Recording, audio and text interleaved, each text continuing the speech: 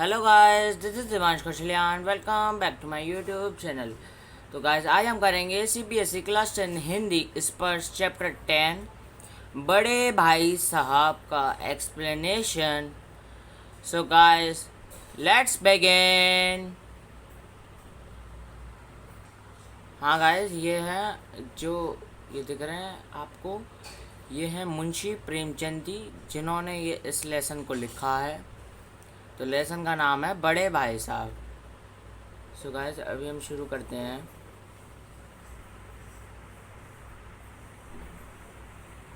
हाँ गाइस, बड़े भाई साहब शुरू करने से पहले मैं आपको प्रेमचंद जी के बारे में बता दूं. ये हैं प्रेमचंद जी. प्रेमचंद इनका जन्म 1880 में हुआ था और 1936 में इनकी मृत्यु हुई थी. मतलब जन्म है इनका 31 जुलाई 1880 को बनारस के करीब लमही गांव में जन्मे धनपत राय ने उर्दू में नवाब राय और हिंदी में प्रेमचंद नाम से लेखन कार्य किया. धनपत राय ने उर्दू, नवाब राय और हिंदी में प्रेमचंद नाम से लेखन कार्य किया. निजी व्यवहार और पत्राचार धनपत राय नाम से ही करते रहे. उर्दू में प्रकाशित पहला कहानी संग्रह सोजेवतन अंग्रेज सरकार ने जब्त कर लिया. जो उनकी पहली कहानी थी सोजेवतन, अंग्रेजी सरकार ने उन्हें जब्त कर लिया था उनकी कहानी को. आजीविका के लिए स्कूल मास्टरी, इंस्पेक्टरी, मैनेजरी करने के अलावा इन्होंने हंस मधुरी जैसी प्रमुख पत्रिकाओं का संपादन भी किया. कुछ समय बम्बई यानी मुंबई की फिल्म नगरी में भी बिताया, लेकिन वह उन्हें रास नहीं आई. यद्यपि उनकी कई कृतियों पर यादगार फिल्म बनी.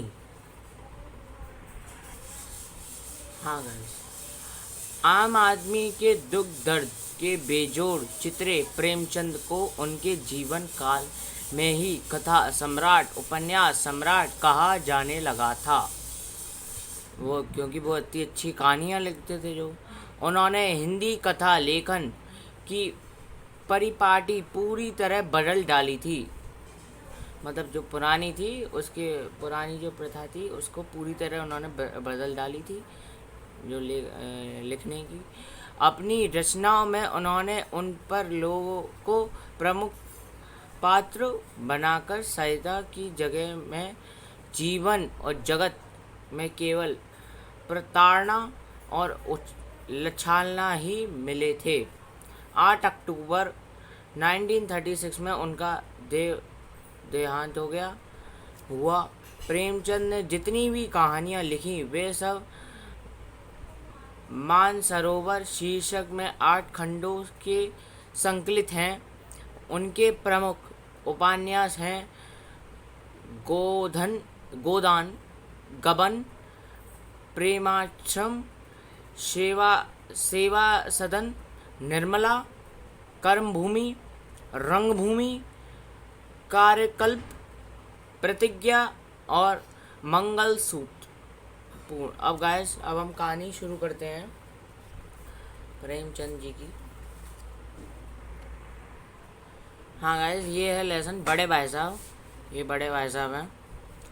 मेरे बड़े भाई साहब मुझसे 5 साल बड़े, लेकिन केवल 3 दर्जे आगे हैं. मतलब जो ये बड़े भाई साहब हैं, जो कहानी की शुरुआत हुई है वो हुई है छोटे भाई से. उनसे जो छोटे थे वो ये कह रहे हैं मेरे बड़े भाई साहब मुझसे 5 साल बड़े थे. 5 साल बड़े थे लेकिन केवल 3 दर्जे आगे थे. मतलब 3 क्लास आगे थे. उन्होंने भी उसी उम्र में पढ़ना शुरू किया था। मतलब उन्होंने भी उसी उम्र में ही, बाकी बाकी उम्र में खेलते रहे शायद, उन्होंने उसी उम्र में भी पढ़ना शुरू किया था। ये दिखा रहे हैं चित्र में, ये पढ़ रहे हैं। जब मैंने शुरू किया, लेकिन तालीम जैसे महत्व के मामले में वह जल्दबाजी से काम लेने पसंद ना करते थे। मतलब कुछ लोगों की ऐसी आदत होती है ना कि जल्दबाजी में हर एक फैसला ले लेते हैं।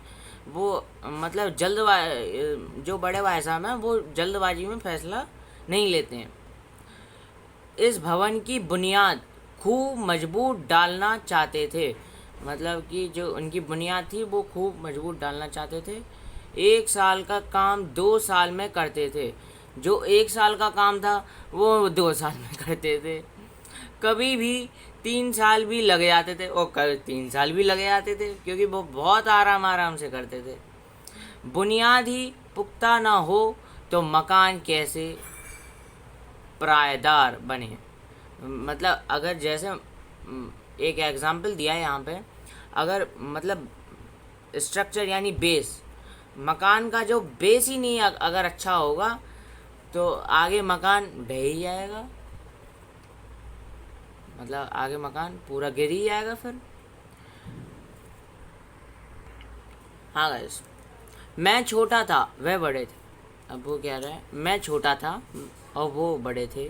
मेरे उम्र 9 साल की थी। अब जो प्रेजेंट एज बता रहे हैं अपनी, वो 9 साल की बता रहे हैं, और वह 14 साल के थे।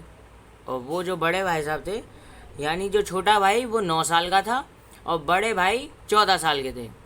उन्हें मेरी तंबी और निगरानी का पूरा और जन्मसिद्ध अधिकार था। मतलब वो हमेशा निगरानी करते रहते थे अपने छोटे भाई पर, और मेरी शालीनता इसी पे थी कि उनके हुक्म को कानून समझूं।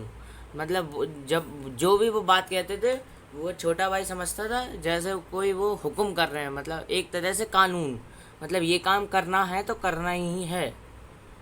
वे स्वभाव में बड़े अध्ययनशील थे। स्वभाव में भी बड़े थे और अध्ययनशील थे।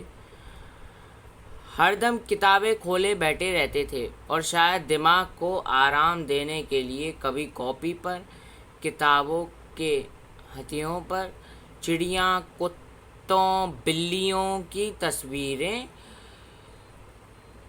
तस्वीरें बनाया करते थे। मतलब एक तरह से, मतलब कुछ लोग होते हैं ना, किताबें खोले बैठे रहते हैं लेकिन वो कुछ पढ़ते ही नहीं है, उनके दिमाग में कुछ घुसता ही नहीं है, वैसे ही थे ये।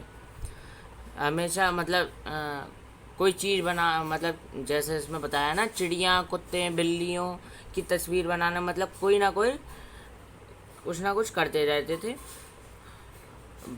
और कुछ अक्षरों को सुंदर अक्षरों में नकल करते थे, और जो सुंदर अक्षर थे ना उसकी नकल करते थे। कभी ऐसे शब्द रचना करते थे जिसमें ना कोई अर्थ होता हो ना कोई समझा से। मतलब ऐसी शब्दों का, मतलब एक तरह से क्रिएटर, ऐसे शब्दों का वो रचना करते थे जिसका कोई भी मतलब नहीं है। मसलन एक बार उनकी कॉपी पर मैंने ये इबारत देखी, स्पेशल आमीन भाई, भाइयों भाइयों, दरअसल भाइयों, राधे श्याम, श्रीयुत राधे श्याम। 1 घंटे तक इसके बाद एक आदमी का चेहरा बनाया हुआ था।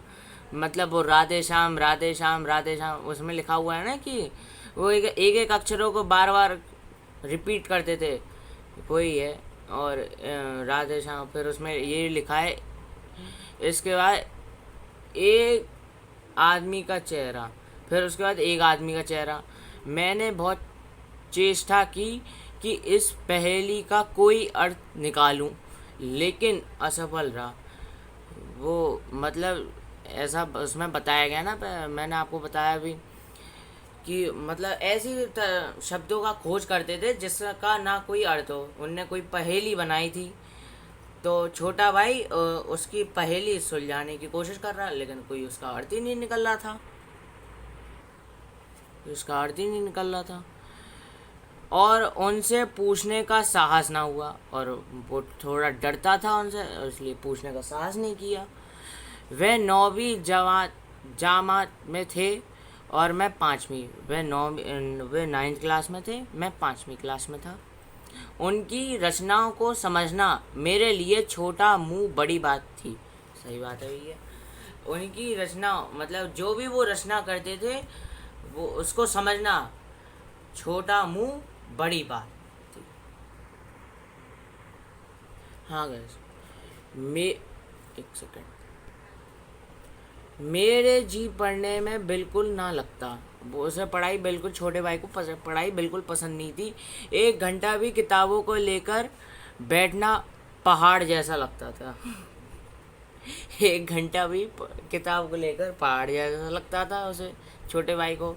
मौका पाते ही हॉस्टल से निकलते बाहर आ जाता और कभी कभी कंकरियाँ उछालता, कभी कागज़ की तितलियाँ उड़ाता, और कहीं कहीं साथी मिल गया तो पूछना ही क्या, कभी 4 दीवार पर चढ़कर नीचे कूदते थे, कभी फाटक पर सवार उसी आगे पीछे चलते हुए मोटर कार का आनंद उठा रहे हैं। लेकिन कमरे में आते ही बड़े भाई साहब का वह रुद्र देखकर प्राण सूख जाते थे। जैसे बड़े भाई ने छोटे भाई को पढ़ने के लिए बैठा दिया, वो मौका पाते ही बाहर निकल गया, मौज मस्ती करने लगा। जैसे ही वो कमरे में आता, इसमें लिखा है ना, जैसे ही वो कमरे में आते बड़े भाई साहब का रुद्र देखकर प्राण सूख जाते। अब भाई साहब सुनना पड़ेगा बड़े भैया की। उनका पहला सवाल क्या होता था, नोट करिएगा। उनका पहला सवाल क्या होता था, कहाँ थे, कहाँ थे।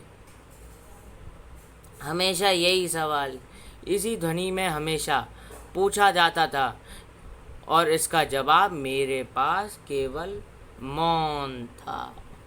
मतलब बड़ा भाई हमेशा, मतलब छोटा भाई जैसे मौज मस्ती करने चले जाए, और फिर उसका वही सवाल था कि कहाँ थे, तो उसका जवाब मौन था केवल। न जाने मुंह से ये बात क्यों ना निकलती कि जरा बाहर खेल रहा था। भाई इतना घबरा रहा था, इसलिए मुंह से बाल्टी नहीं निकल पा रही थी। मेरे मौन इलाज न था कि स्नेह और रोष से मिली हुई शब्द में मेरा सत्कार करें। और जो मतलब जैसे छोटा भाई, जैसे अगर मौका मिल जाता, तो वो इसमें बताया गया ना कि वो तितलियाँ उड़ाता, कनकने उड़ाता, वो सब, तो फिर उसे पढ़ाई में बिल्कुल मन नहीं लगता था। और वो फिर इसके बाद वो घर आता तो ये कहते कि कहाँ थे, तो उसका जवाब तो था होता ही नहीं था। और वो कहना भी चाहता था कि मैं खेलने जरा गया था, लेकिन इसका जवाब तो वो दे ही नहीं पाता कि मैं खेलने गया था, कहाँ गया था। फिर उनकी डांट सुनता। हाँ गाइस, ये हमारा जो एक्सप्लेनेशन वीडियो है ये पार्ट 1 है। अगले वीडियो में मैं आपको ये बताऊंगा कि अब बड़े भाई साहब छोटे भाई को डांटते हैं या उसे समझाते हैं या उसे प्यार करते हैं या उसे मारते हैं। सो गाइस, थोड़ा सा वेट करिएगा अगले वीडियो का। अगले वीडियो में मैं आपको बताऊंगा। हाँ गाइस, अगर आप इस वीडियो को अच्छा लगता हो तो प्लीज़ ज़्यादा से ज़्यादा लाइक करें, ज़्यादा से ज़्यादा शेयर करें और ज़्यादा से ज़्यादा सब्सक्राइब करें चैनल को, ताकि आपके पास जल्दी जल्दी ऐसे ऐसे वीडियो आती रहें। So guys, thank you for watching this video. Bye bye.